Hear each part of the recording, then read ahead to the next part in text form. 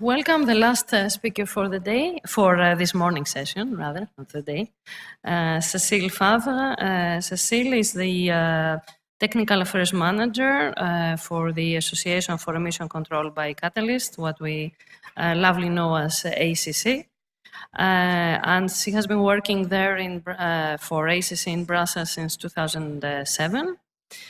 Before that, she has actually worked in the real world, in the industry, doing passenger cars emission control. So I pass the floor to you. Thank you very much for the nice introduction, Penny.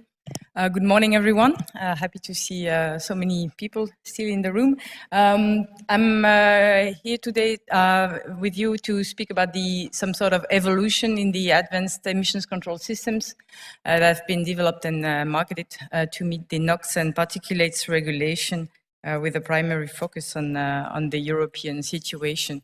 So I'm speaking today on behalf of the AECC members, which are identified here on this slide.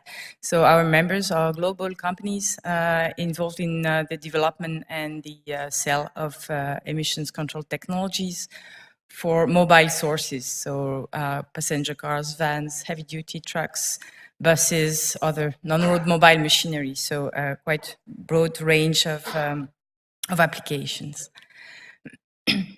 What I would like to discuss today, first to put a little bit of context, I think there has been already quite some discussion today and on where we stand and in the context in which we evolve, but also some overview on emission control technologies for these mobile sources, and then in the last step, sharing with you some updates to the presentation that I gave last year in the Dresden Integer conference on the plug-in hybrid vehicle that we tested, which was at that time only tested on the road, and then we extended the testing to investigate the boundaries of real driving emissions requirement.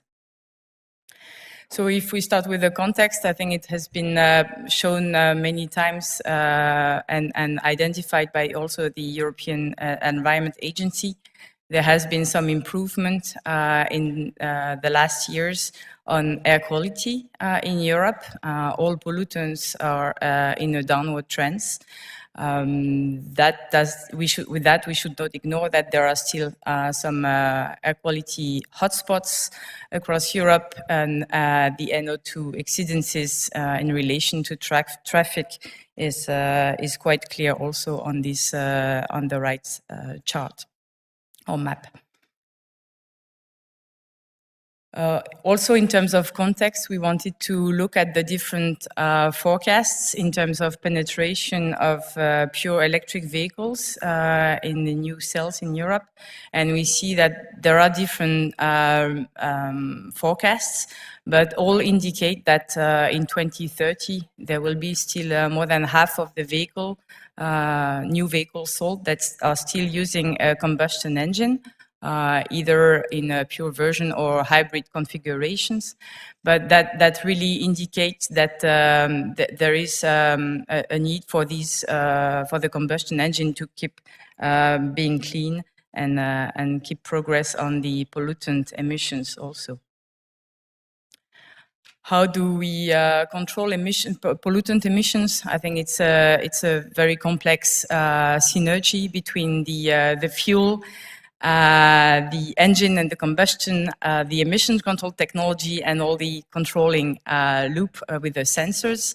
So this is an integrated approach that is needed to really make sure that pollutant emissions, and in particular particulates and nitrogen oxides from diesel vehicles, are controlled in all conditions. The different emission control technologies, so we try to identify it somehow on a history basis, the different technologies that have been developed for light duty, petrol and diesel, heavy duty vehicles, also diesel and gas petrol, non-road mobile machinery, motorcycles, starting with a rather basic oxidation catalyst to reduce emissions of CO and HC. They're extended to the diesel oxidation catalysts with the first Euro standard for diesels. The three-way catalyst, obviously, for the gasoline applications and gas applications also. The major step that was introduced with the diesel particulate filter, wall flow filters that are able to control 99.9 or more ultrafine particles, became mandatory in 2011. So we have to say that now all diesels that are put on the market since 2011 are all equipped with a very efficient diesel particulate filter. And then with the Euro 6 passenger car legislation, Euro 6A and B, so the introduction of after-treatment systems for NOx emissions. So I would like to mention that all NOx emissions you see from pre-Euro 6 vehicles rely only on engine emissions control for NOx. And so maybe the early Euro 6 vehicle didn't have these technologies used to their full potential, but that was the first time in the passenger car evolution that these NOx absorber or selective catalytic reduction technology were introduced. And so the diesel particulate filter was then further extended to heavy-duty applications with the Euro 6 standards that included a number of particulate limits in the regulation. Also, the wall flow filtration technology was further extended to gasoline application to allow for the control of ultrafine particles from direct injection gasoline vehicles. A major step in European legislation and emissions control is being brought in by the RDE legislation, real driving emissions, that we do not ignore that there was quite a gap between real world emissions and certification level. Sorry, there is a fly around me, it's disturbing. So this RDE legislation was introduced successfully by the Commission, supported by member states in the EU, to close the gap on the diesel NOx emissions, but also to ensure a proper control of ultrafine particles for this gasoline direct injection.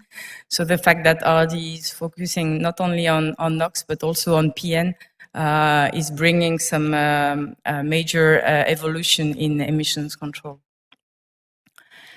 The big change with RDE legislation, and that is being now getting attention from other regions in the world, where there was last week a decision to start considering a global RDE regulation at UNEC level, is to have measurements made on the road with the portable emission measurement systems that will investigate emissions that happen in a much more broader range of conditions than in the lab as previously historically done.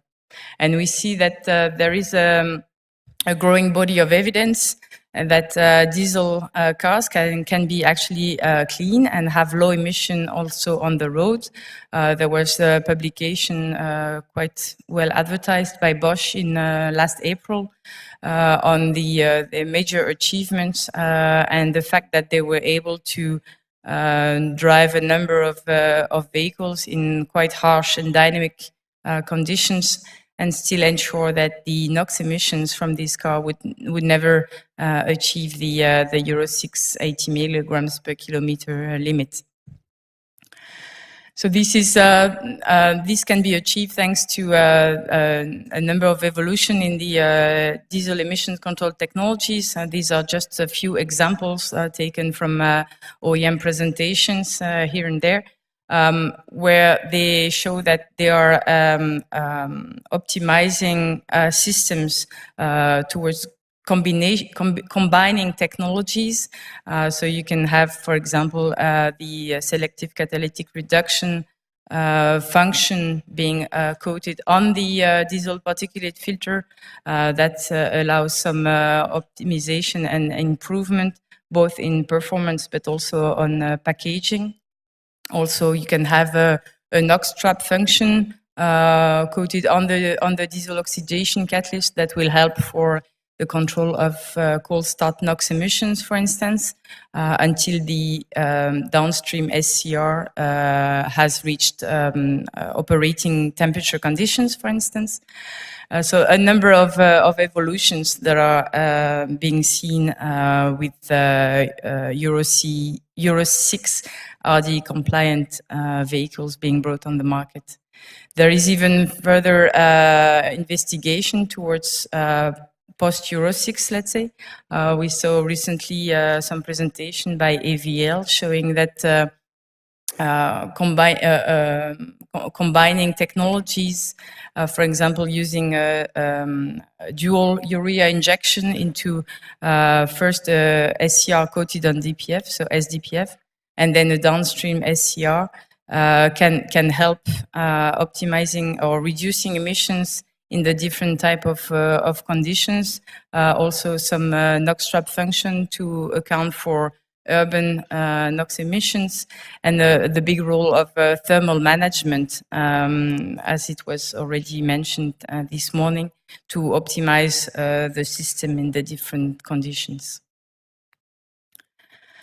As I mentioned, RD didn't only bring a tremendous improvement in terms of controlling NOx emissions from diesel, but we also see the introduction of particulate filters for gasoline direct injection, either in a downstream position after the three-way catalyst, or also combined on the three-way catalyst substrate. So there are different type of integration that are possible, and I would like maybe to use the opportunity to mention that there was a comment on the filtration efficiency of GPF that is lower than the DPF, but that's just simply resulting of the design parameter. GPF is designed to meet for the car to meet the 6 × 10⁻11 particles per kilometer, and because the engine out emissions are lower, then you don't need a 99% filtration efficiency. So that lower filtration efficiency results from a compromise between back pressure and the requirement in terms of conversion efficiency. I would like also to take the opportunity to emphasize the growing number of RD compliant vehicles that are coming to the market. There is a very interesting publication on the AECC website in Germany, the Motor Club in Germany, where they are listing all models that are available on the market, either today and in the next month, I think. And last time I checked, there was already 569 models that were listed, gasoline, hybrid, and diesel. And focusing on the diesel side of things, we see already more than 200 models that are available. And this is growing. I think this list is updated on a weekly basis or even more. And it means that there is a tremendous step that is a tremendous change that is happening right now, and hopefully this will positively impact the air quality remaining issues in urban environment. Also, with the new RD legislation, there is more transparency being brought in, and OEMs have to disclose the emissions performance in real world of their car when they are certified. Most of the information is available on the ASEA website, and here you see, okay, it's only a snapshot, it's one or a couple of RD tests that are being plotted, but also the OEM have to commit to a maximum declared conformity factor. That means that they have to sign off that in any RD conditions their car is driven, the emissions for NOx and PN will never exceed this value. And we see that some OEMs have already certified their car to the 2020 requirements of 1 plus or more margin on the emissions.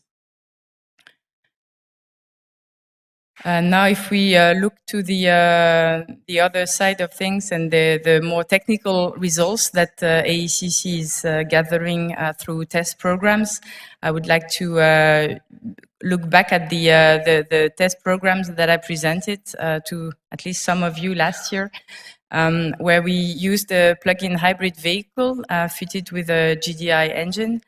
At that time, there was no RD compliant models, so we went for a Euro 6B vehicle, and we tried to test it in the very different conditions that are possible.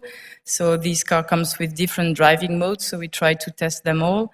Electric, relying only on the electric motor, a hybrid mode, a mode that is charging the battery using the combustion engine, and a more sporty mode. Also, we try to look at the emission performance in different initial state of charge of the battery, so to see the influence of this parameter. And we run some emission measurements on the road and also on a chassis dyno. So because this car was a Euro 6B, it didn't come with a gasoline particulate filter, but we wanted to investigate the improvement in number of particles brought by the GPF. So we kind of retrofitted this car with a wall flow GPF, replacing the underfloor three-way catalyst. Sorry. And we repeated 2 of the tests to see the improvement we got. We also compared the overall emissions to a GDI car that we had tested 2 years ago. So the test metrics that we did with a different driving mode, electric, hybrid, charge, and sport, and the different initial state of charge of the battery, from ranging from fully charged battery, 100%, to the minimum battery level of 25%. Run these tests on the road, and so these different tests. So you see here plotted the evolution of the battery charge level with time. So you see that in electric mode, you rely only on the electric motor and empty the battery until the minimum level is reached, and then the combustion engine kicks in. In the hybrid mode, you have a charge sustaining calibration that ensures the state of charge remain more or less constant. Then the charge battery, the charge mode, sorry, is using the combustion engine to recharge the battery. That's also a possibility on the vehicles who wanted to investigate the performance in these conditions. And finally, the sports mode, which we did at a different state of charge.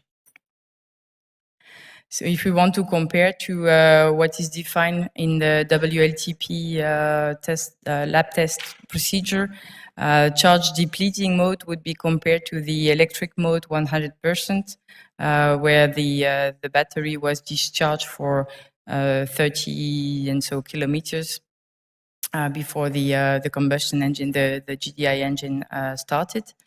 And the charge sustaining mode can be performed at different state of charge of the battery. So we have several examples at maximum charge, but also at lower charge.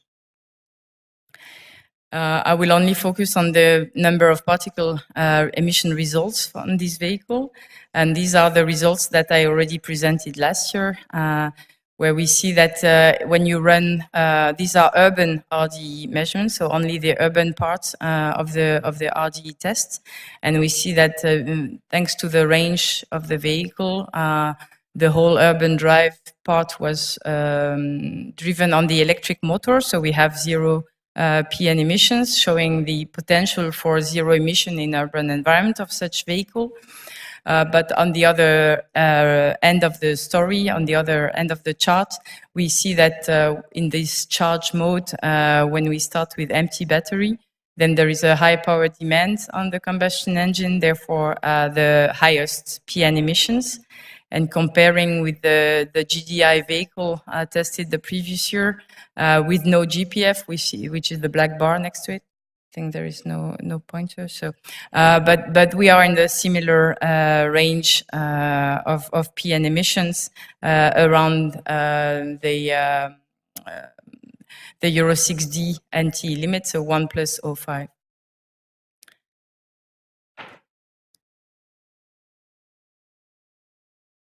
That's for the total RDE, the complete trip. So here we see that even if you run in electric mode with a battery full at the beginning, then there is the cold start of the combustion engine results in similar total PN emissions as in other modes. So even if 1/3 of the trip is run on the electric motor, then we have similar type of or similar level of emissions around the Euro 6D limit of 6 × 10⁻¹1. And most tests are in the same range. Again, the charge mode with starting from empty battery results in the highest PN emissions that is just borderline to the limit. So this is one RDE route in not so many, not so different traffic conditions. So we wanted to investigate how to really look at the results when you go more towards the more severitized RDE. So we used the speed trace from the road drive, and we took it back to the chassis dyno lab. And what we did was to change the acceleration pattern to make it more severe and to increase the dynamic parameter that is regulated by RDE V times A positive, to really come to close to the maximum threshold that is being covered by RDE legislation. We also changed increased the dyno load to also have a higher CO2 emissions in the M-Road trip validity tool that is included in RDE legislation.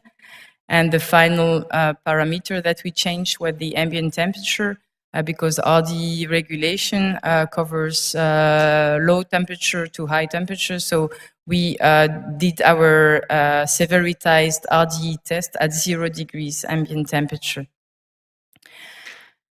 And this is a little bit complicated chart, but I will try to explain it shortly.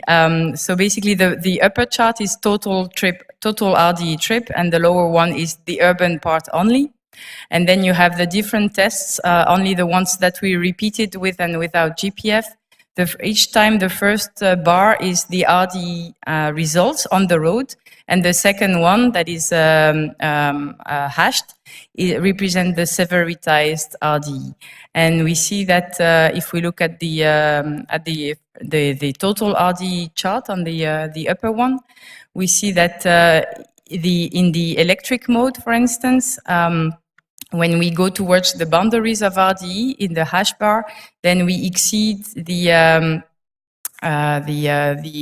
NT limit for particulate number when we have no GPF.